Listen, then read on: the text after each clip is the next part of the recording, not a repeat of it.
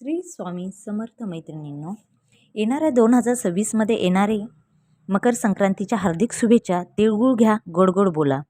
आता मकर संक्रांत म्हणजे काय, तर सूर्याचं मकर राशीत प्रवेश जो दक्षिणेकडून उत्तरेकडे उत्तरायण सुरू होणारा प्रवास दर्शवितो आणि हा एक शुभ काळ मानला जातो, जो शेती आणि नवीन वर्षाशी जोडलेला आहे.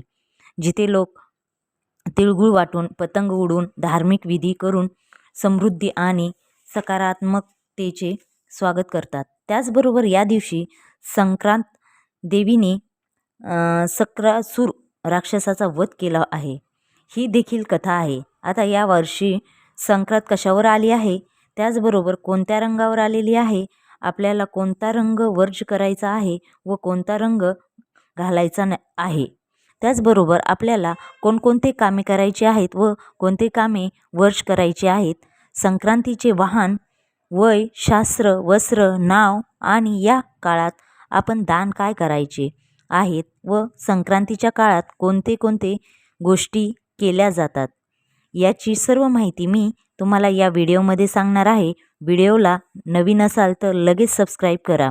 स्किप न करता शेवटपर्यंत हा व्हिडिओ पहा. चला तर मग व्हिडिओला सुरुवात करू. आपल्या हिंदू संस्कृतीमध्ये मकर संक्रांतीला खूप महत्त्व आहे. जेव्हा सूर्य मकर राशीत प्रवेश करतो त्या शुभ योगाला मकर संक्रांत असे म्हणतात. आपण हा सण खूप आनंदाने व उत्साहाने साजरा करतो. या मकर संक्रांतीपासून सूर्याचे उत्तरायण सुरू होते आणि हा उत्तरायणाचा काळ खूप शुभ मानला जातो. मकर संक्रांतीचा सण हा नेहमी 14 जानेवारीलाच येतो. तसेच क्वचित 13 जानेवारी किंवा 15 जानेवारीला देखील येतो. मात्र हा सण नेहमी 14 जानेवारीलाच साजरा केला जातो. आता 2026 या वर्षी मकर संक्रांत ही 14 जानेवारी बुधवार रोजी आलेली आहे. बुधवारी 14 जानेवारीला दुपारी 3:13 सूर्य हा मकर राशीत प्रवेश करणार आहे. म्हणून संक्रांतीचा पुण्यकाळ हा 14 जानेवारी दुपारी 3:13 पासून संध्याकाळी 6:18 पर्यंत असणार आहे. तसेच महापुण्यकाळ हा दुपारी 3:13 पासून संध्याकाळी 5:04 पर्यंत असणार आहे.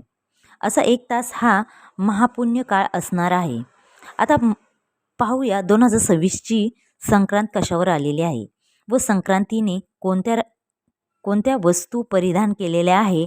आता ज्या वस्तू संक्रांतीने परिधान केलेल्या असतात त्या वस्तू आपल्याला वर्ज करायच्या असतात. आता 2026मधील संक्रांतीचे आगमन हे दुपारी 3:13 नंतर होत आहे. यावर्षी संक्रांतीचे वाहन वाघ असून उपवाहन घोडा आहे. या वर्षीच्या संक्रांतीने वस्त्र पिवळे परिधान केले असून तिच्या हातामध्ये शस्त्र आहे ते गदा आहे आणि पदार्थ खीर असून ती बसलेल्या स्थितीमध्ये आहे आणि पश्चिम दिशेने गमन करत आहे. वाघाच्या वाहनामुळे काही वस्तूवर परिस्थितीवर परिणाम होण्याची शक्यता आहे. ज्योतिषशास्त्रानुसार यामुळे सोने, चांदी, तांदूळ, डाळी यांच्या दरात वाढ होण्याची शक्यता असते. तसेच यामुळे काही राजकीय व सामाजिक उलथापालथ होण्याची शक्यता असते. आता या संक्रांतीच्या काळात दान धर्म करण्यास खूप महत्त्व आहे. आता कोणते दान करावे, तर वस्त्रदान करावे, भांडे, अन्नदान, फळे, यथाशक्ती आपल्याला जे दान करायचे ते करावे. आता या काळात थोडे झाडे तोडू नये, बोलताना कठोर बोलू नये. या संक्रांतीची आपण एकामेकांना तिळगुळ देतात आणि तिळगुळ घ्या, गोड गोड बोला असे म्हणत असतो. हे खूप आरोग्यासाठी फायदेशीर आहे. त्याचबरोबर गुजरात व राजस्थान या राज्यांमध्ये मोठ्या प्रमाणात पतंग उत्सव बघण्यास मिळतो. त्याचबरोबर या दिवशी घरघरात पुरणपोळी केली जाते व गुळाची पोळीसुद्धा करतात. थोडी तीळ वापरून पोळी केली जाते. काही ठिकाणी तिळगुळ व शेंगदाणे यांची पोळी केली जाते. तसेच संक्रांतीच्या आदल्या दिवशी म्हणजेच भोगीच्या दिवशी सर्व कुटुंबात भोगीची भाजी व तीळ लावून बाजरीची भाकरी केली जाते. संक्रांतीचा काळ सूर्य हा धनु राशीतून मकर राशीत प्रवेश करत असतो. याला सूर्याचे उत्तरायण असं म्हणतात. या काळात दिवस मोठा व रात्र लहान होण्यास सुरुवात होते. हा काळ दान धर्मासाठी अतिशय शुभ मानला जातो. ही संक्रांत रथसप्तमीपर्यंत साजरी केली जाते. आपल्याला पिवळे वस्त्र वर्ज करायचे आहे.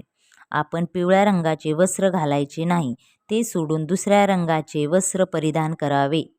पिवळी साडी, पिवळा गजरा व पिवळ्या बांगड्या वर्ज करायच्या आहेत. 2026मध्ये आता हळदी कुंकू कधी करू शकतो तर 14 तारखेपासून ते रथसप्तमीपर्यंत आपण हळदी कुंकू करू शकतो. या दिवसामध्ये शुभ दिवस बघायची गरज नसते. नवीन लग्न झालेल्या मुलींना हा संक्रांती सण खूप मोठ्या प्रमाणात साजरा केला जातो. घरात नवीन सून आलेली असेल तर तिचं देखील हा सण खूप मोठा साजरा केला जातो. काळ्या रंगाची साडी दिली जाते, हलव्याच्या दागिने घातले जातात, फोटो काढले जातात. असा हा सण साजरा केला जातो. त्याचबरोबर घरात 5 वर्षातील मुले असतील तर त्यांचे बोरनहाण केले जाते.